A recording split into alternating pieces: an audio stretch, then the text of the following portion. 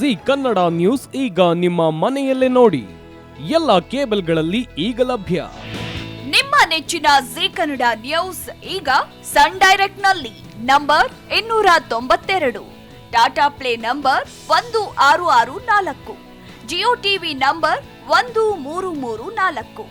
NXT digital number 30, in cable number 30, city networks 51, U digital number 162, GTPL number 17,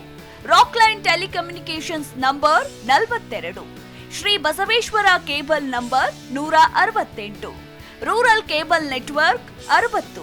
Vinayaka digital 57, Abhishek cable 821,